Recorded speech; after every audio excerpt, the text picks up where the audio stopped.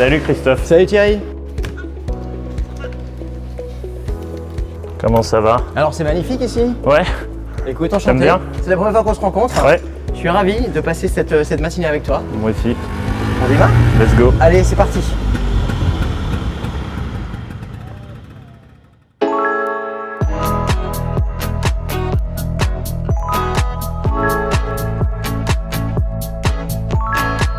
Alors Thierry, on est ici sur l'île Saint-Louis. Qu'est-ce qui nous amène ici? On a une agence Mastéos sur l'île. Ouais. Entre autres, on est présent dans d'autres villes, à Lille, à Marseille, à Bordeaux, Lyon, Nantes, Angers. Attends, ça fait déjà 6, c'est ça? Ouais, je pense, je suis assez nul en maths, mais Ok, c'est ça. d'accord. Et dont une agence sur l'île Saint-Louis. Voilà. Et c'est la première ou c'est la dernière? C'est la ou... première, ouais. Ah, génial. Ouais. Écoute, il y a quand même pas beaucoup de boîtes qui démarrent comme ça, dans des aussi beaux locaux. Ouais, c'est une Donc, petite agence c'est top, hein. et on a eu un bon deal. Et ce qui est paradoxal, c'est que ça doit être l'endroit de France le moins rentable pour un investisseur En termes locatif. d'investissement immobilier, Absolument. effectivement, c'est surtout pas là qu'il faut aller. Donc je montre par le contre-exemple qu'on peut quand même. Alors c'est drôle ça marche. Alors dis-moi, Mastéos, la boîte a combien de temps déjà? 2 ans et demi. 2 ans et demi. Et toi, c'est ta première aventure. Comment est-ce que tu es arrivé à cette notion d'immobilier, de travaux? Selon comment tu le décris, on verra tout à l'heure. Comment ça t'est venu? Comment est-ce que tu es arrivé sur cette aventure? C'était vraiment par hasard. J'avais fait un peu de droit immobilier, de fiscalité en cabinet d'avocat. J'ai fait HEC, la majeure juridique de l'école. J'ai commencé en cabinet. Et ensuite, je suis parti en finance à Londres. Okay. J'étais chez Amundi et j'étais trader chez HSBC. Donc j'avais un peu de finance, un peu de skills juridiques et fiscales. Et j'ai allié les trois et j'ai lancé Mastéos en 2019 avec un associé. Ouais. D'accord. Okay. Et l'idée, c'était d'accompagner les gens de A à Z sur leur investissement locatif avec une bonne couche de tech pour rendre l'expérience un peu plus agréable, parce que c'est un vrai enfer d'investir. C'est un vrai enfer d'investir. Et ça, c'est notre point commun, c'est qu'on rend un peu plus simple et accessible, moi l'investissement, toi la compta et la fiscalité, et c'est là-dessus qu'on se rejoint. Eh bien écoute, super. Donc ça veut dire qu'en fait, tous les deux, on a un profil bancaire. C'est marrant. Exact. Moi, j'ai fait 15 ans dans la banque, toi, tu as fait quoi, une dizaine d'années, peut-être un truc comme ça? Un peu moins, ouais. Ouais, d'accord. Et après, tu vois, on arrive dans l'immobilier, tu es au même, enfin, à peu près au même moment. Moi, j'ai un petit décalage d'un an par rapport à toi. Donc moi, je trouve ça vachement impressionnant. Dis-moi, ce pain, cet irritant que tu as identifié chez tes clients, est-ce que toi, tu l'avais vécu toi-même ou tu t'es dit non, là, il y a un créneau, il y a trop de complexité, il n'y a pas assez de digital, c'est là que je veux aller? Ou est-ce que toi, tu l'avais aussi vécu de ton côté? On l'a forcément vécu parce qu'on a tous été confrontés à un moment à un agent immobilier ou à un notaire. Et moi, effectivement, je l'ai vécu. J'avais investi au Havre et c'était absolument infernal. Au Havre? Ouais, marrant, parce qu'il y avait un peu de rentable. Plus moins la ville est sexy, plus elle est rentable. C'est très beau, mais je veux dire, ça vaut pas l'île Saint-Louis. Et c'est vrai que moi, ça a été un enfer. Et je me suis dit, il faut aider les gens, quoi. Même, tu vois, tu fais le deal avec l'agent immobilier pour les travaux. Tu es laissé pour compte. Donc il faut que tu trouves quelqu'un sur place pour faire tes travaux. Pour les meubles, comment tu fais? Pour la partie structuration juridique et fiscale, tu es largué. Pour le financement, tu demandes à qui? Pour la gestion, il faut trouver un gestionnaire. J'ai trouvé personne. En fait, il fallait une solution où quelqu'un t'accompagne de A à Z. Et sous-traite pas. Parce que nous, chez Mastéos, on sous-traite pas. On a nos propres équipes. C'est ça qui est dingue.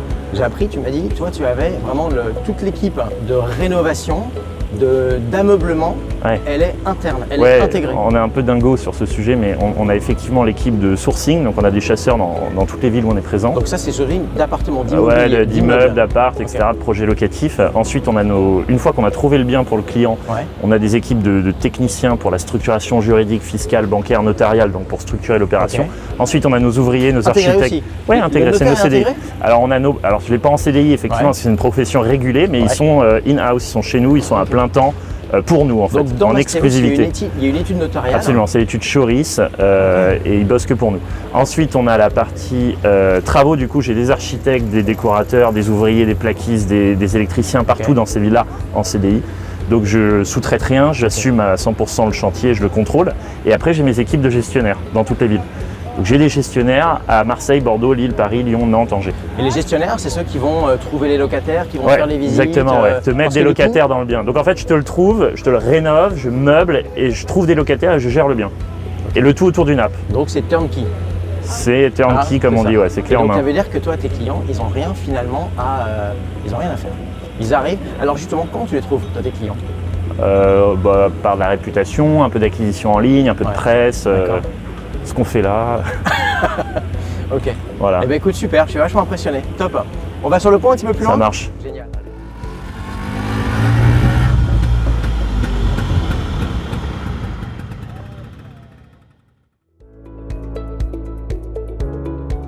Alors Thierry, on a dit tu récupères un client par justement les actions promotionnelles, la presse, etc. Décris-moi comme ça le cycle de vie. Comment est-ce que le client, tu vas comprendre son besoin? Est-ce que tu parles du produit ou est-ce que tu parles de son cahier des charges? Et après, comment ça se passe la notion de travaux et sur quel type de calendrier? Combien de temps ça prend? Déjà, c'est long, hein. Ça dure.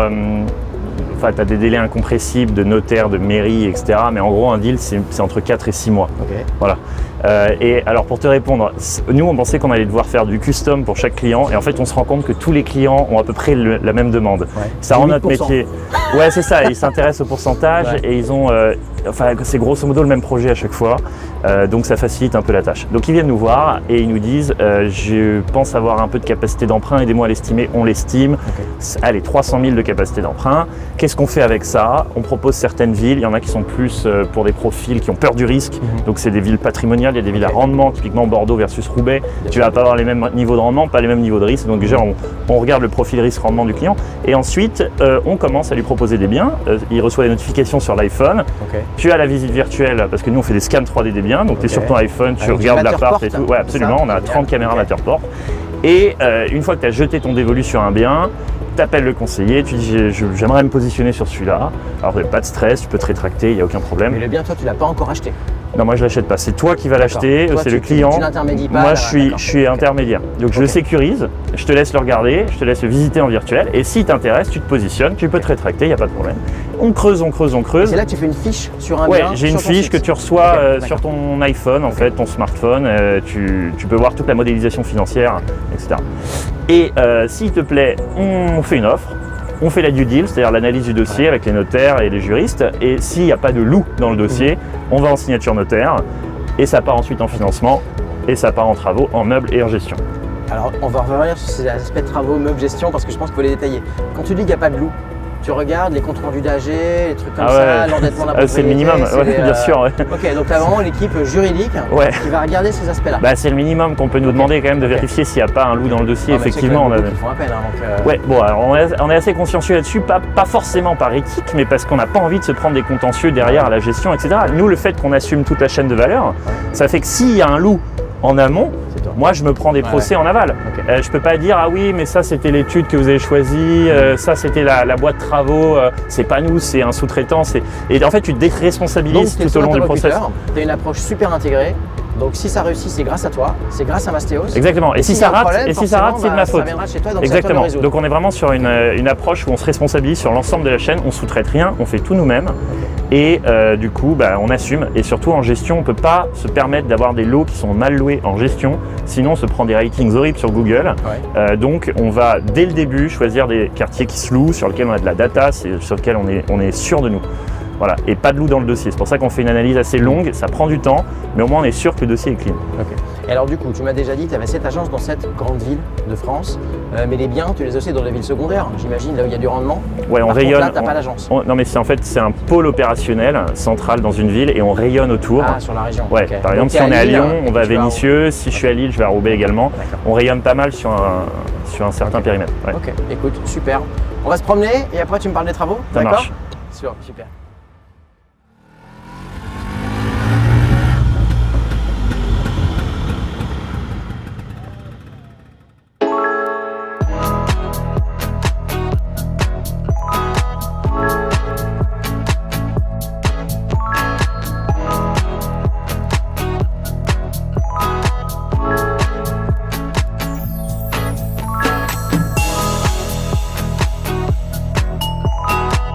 Alors Thierry, on est place Louis Aragon.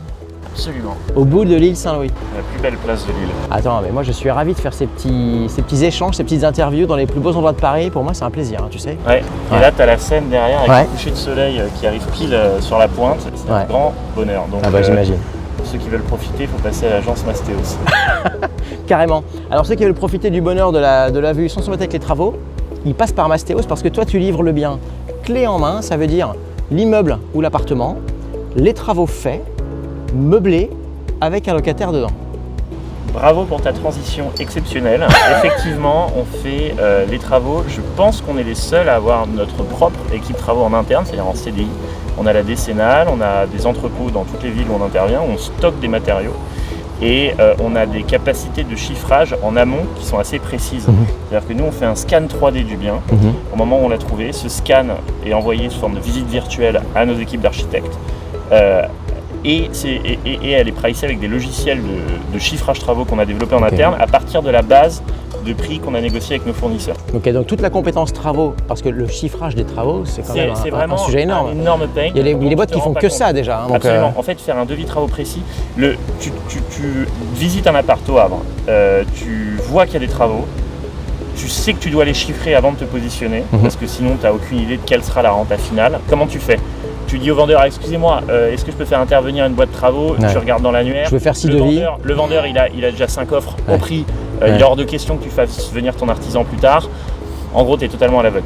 Et puis, vas-y, trouver un artisan pour faire un devis gratuit s'il n'est pas sûr de derrière avoir le chantier. Bon, c'est un enfer. Donc nous, l'avantage, c'est que quand on te propose un projet, on te donne le chiffrage immédiatement parce qu'on est capable de le faire avec la visite virtuelle. Et tu fais même les vues, j'imagine, de comment ce sera plus tard ? Ouais, on fait les projections 2D, 3D avant-après et on est capable de le faire sur la réno et les meubles parce qu'on a une équipe meuble assez costaud en interne, effectivement. Une équipe meuble et donc du coup tu sources le mobilier là où il est effectivement rentable. Le problème du mobilier, c'est que tu vas faire a priori du LMNP par exemple et donc du meublé. Et tu as une liste obligatoire d'items, il y en a une vingtaine. Et s'il manque. Le seau, la serpillière. La brosse à chiottes, la tringle à rideau, la table basse, s'il manque un élément, c'est fiscalement, tu peux être. Voilà. Nous, on les package. En fait, au lieu de toi, si tu achètes au Havre, au lieu de te taper 5 magasins pour aller chercher les 20 items, les faire livrer ou les ramener à l'appart et les monter, ce qui va te prendre un temps fou alors que tu es parisien, nous, on le fait. On te le pré-package. C'est design, c'est pas cher, c'est packagé, on te le livre, on te le monte. Vachement bien. Voilà. Combien ça vaut le mobilier pour un. Je sais pas, c'est quoi le produit type ? C'est un 3 pièces, c'est un 2 pièces, tu as pas mal de gammes différentes, mais en gros c'est entre, pour vraiment tout équiper avec les 25 items sur tout l'appart, tu en as entre 3 et 5 000 € selon le niveau de design que tu veux mettre. D'accord, ok, super clair. Ça y est, l'appartement il est rénové, donc, équipé. Comment tu mets un bonhomme dedans ? Comment tu trouves le locataire ? Une fois qu'il est livré, on envoie des annonces. Alors soit il y a déjà des locataires dedans, ce qui arrive une fois sur deux. Ah, tu l'achètes occupé ? Ouais, moi j'adore ça. C'est pas mal. Les immeubles de rapport notamment, ils sont souvent loués occupés. Enfin, ils sont souvent vendus occupés. Et sinon, on va tout simplement aller sur Le Bon Coin, se loger. Les deux gros, c'est toujours ceux-là ? Ouais. Le Bon Coin, se loger. Le Bon Coin, se loger. Là, on est en train d'acquérir suffisamment de notoriété auprès des locataires pour les trouver nous-mêmes. On commence à avoir un petit groupe de candidats locataires dans les villes. Ah, donc ça veut dire que tu vas avoir finalement des annonces directement sur les applis, les sites Mastéos. Sur nos propres sites, Enfin, un groupe sur les réseaux sociaux. Et là, du coup, tu peux passer du Matterport, de la 3D, parce que je crois que sur Le Bon Coin et compagnie, tu peux pas. Non, mais de toute façon, dès qu'on reçoit une demande d'un candidat locataire, on lui envoie la visite virtuelle pour qu'il puisse visiter avant de déranger nos équipes. Voilà. Ok, donc en fait, tu fais visite locataire, visite virtuelle, dossier locataire. À quel moment c'est ? Après la visite ou avant la visite virtuelle ? Avant, il me semble. D'accord. De toute façon, la visite, on l'envoie dès qu'il y a une demande et ensuite, il envoie son dossier. Ok, d'accord. Après, tu as des équipes qui scannent le dossier ? Oui, absolument. Qui font les visites physiques aussi ou pas ? Oui, on fait tout de A à Z. On scanne les dossiers, on a une garantie loyer impayé avec Uncle qui très bien. Et voilà. Et ça couvre pas mal le risque pour le coup. Et une fois qu'on a un locataire dedans, tu reçois tes loyers et c'est là où les irritations commencent. Alors, c'est-à-dire, parce que là, moi, il me semble que tout est fini. Et tu as déjà ça ne fait que commencer. Ça ne fait que commencer ? Ouais, c'est le début. C'est le début de ma phobie administrative parce que tu as la compta et la fisca qui arrivent et là je suis très mal équipé et je dis même pas ça. On m'a pas payé pour le dire, c'est vrai, tu m'es tombé dessus alors que je suis très mal équipé sur la compta fiscale. Et on se rend compte que c'est un sujet énorme. Moi j'ai fait ma compta pour la première fois cette année et j'étais pas loin de la dépression. Et tu l'as fait 6 mois après la fin de l'exercice ? Absolument. Bah voilà. Bah écoute, là-dessus on pourra t'aider parce que nous, compta fiscal, c'est ce qu'on automatise. Tu sais, on a 2 catégories de clients. Ceux qui connectent leur compte bancaire et ceux qui ne le connectent pas parce qu'ils ont encore un petit peu peur. Donc là, il faut plutôt le faire de manière maligne. Est-ce que vous avez reçu votre loyer ? Oui. Donc du coup, on sait qu'il a reçu tant, on sait qu'il y a eu des charges de temps. Ou sinon, quand le compte bancaire est connecté, là, bah écoute, c'est super simple. Tout arrive automatiquement, tout est compté automatiquement, fiscalisé automatiquement et il n'y a rien à faire, il n'y a pas de saisie. Donc sur ces sujets-là, bah, écoute, je serais ravi qu'on en reparle. Avec grand plaisir. Écoute, super. Thierry, c'était un plaisir de découvrir l'île Saint-Louis avec toi. On a parlé trouver un bien, on a parlé le rénover, trouver un locataire, on a un peu abordé la compta fisca et je me dis qu'effectivement ça rend les choses super simples avec derrière des bons rendements parce que les villes, tu me disais, sont soit patrimoniales, soit plutôt à rendement. Ouais. Et donc tu es déjà présent toi sur ces deux types de produits, ces deux types de profils investisseurs. Mais effectivement, moi mon offre elle est incomplète et c'est là où tu interviens et je suis assez excité par ce que tu développes. Je le dis sincèrement parce que c'est la brique manquante en fait. Aujourd'hui les gens qui font de la compta et de la fiscale le font pas de manière un peu poussiéreuse. Et on attend un acteur en fait qui sache faire ça, parce que nous on ne sait pas faire, on n'a pas les ressources pour le faire. Donc vraiment, je te souhaite bon courage. Bah écoute, on met ça en route. On a fait nos premières déclarations cette année seulement, donc les prochaines vont venir. Super. Thierry, je te raccompagne? Allez, ça marche. Allez, c'est parti.